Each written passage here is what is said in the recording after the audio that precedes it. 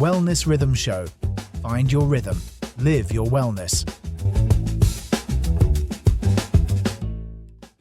Y'all, let me tell you something. I was at my sister's birthday dinner last month, and somehow the entire conversation shifted from cake to Ozempic.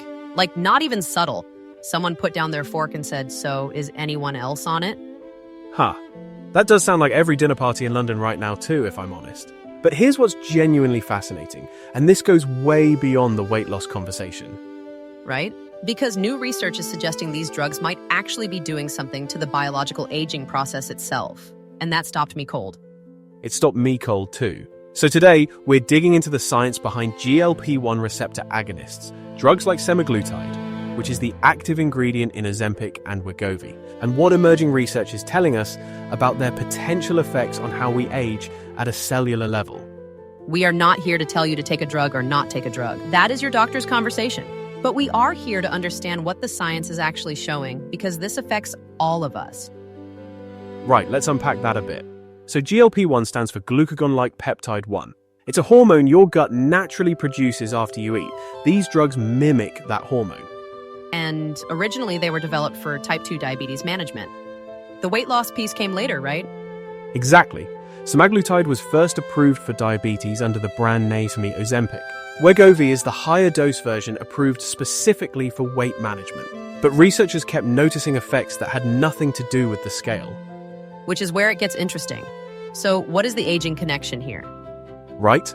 Here's what I've learned. A study published in 2024 in the journal Nature Aging, led by researchers at Brigham and Women's Hospital, analyzed biological age markers in patients taking semaglutide. They found measurable reductions in what's called epigenetic age. Okay, hold on. Epigenetic age. Let's define that for everyone, because I had to look this up myself. Good call. So your chronological age is just how many years you've been alive.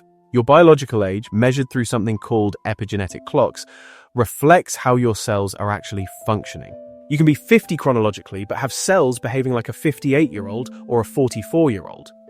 And the research is suggesting these drugs might be pushing that biological clock in the younger direction?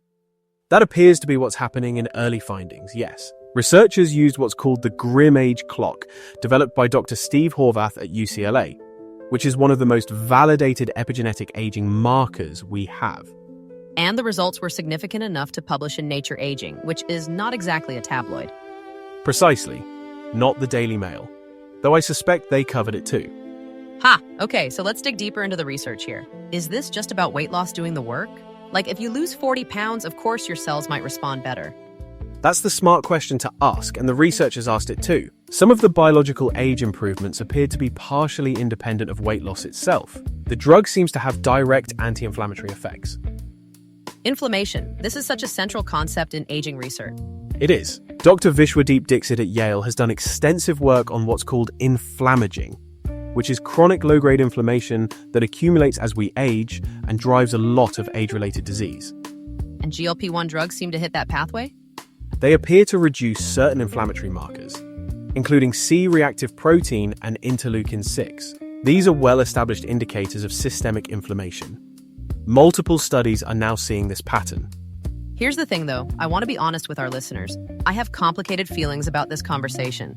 Because we're in an era where these drugs are being used for cosmetic weight loss by people who don't medically need them, and that's a very different thing. That's a fair tension to name, and I think it's important. The research we're discussing is primarily based on populations who had obesity, type 2 diabetes, or significant cardiovascular risk. The SELECT trial, published in the New England Journal of Medicine in 2023, showed semaglutide reduced major cardiovascular events by 20% in people with existing heart disease. That is remarkable. That's not a small number.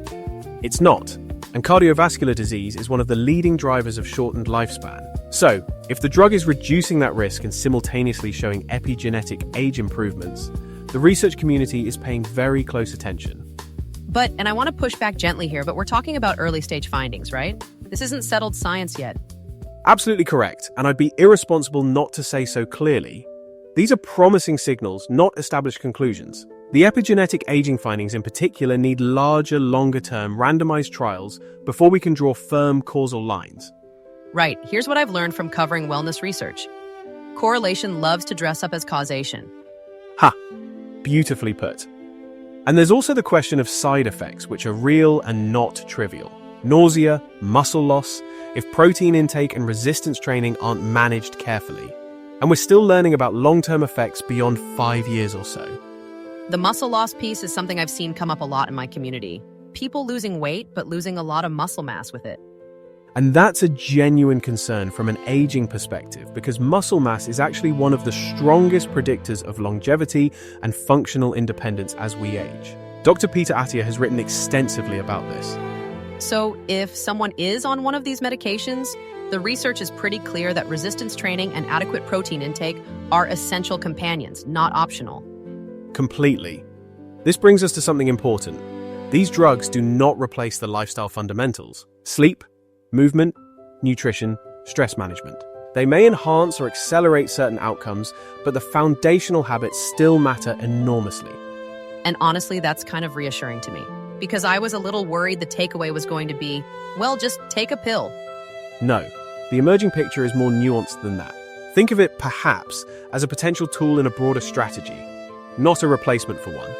Okay, y'all, if you're finding this conversation useful, please do us a favor and hit like and subscribe wherever you're listening. It genuinely helps us reach more people who are trying to navigate this stuff without losing their minds. We genuinely appreciate it. Right, let's talk about who this research is most relevant to, because our audience spans a huge range of life stages.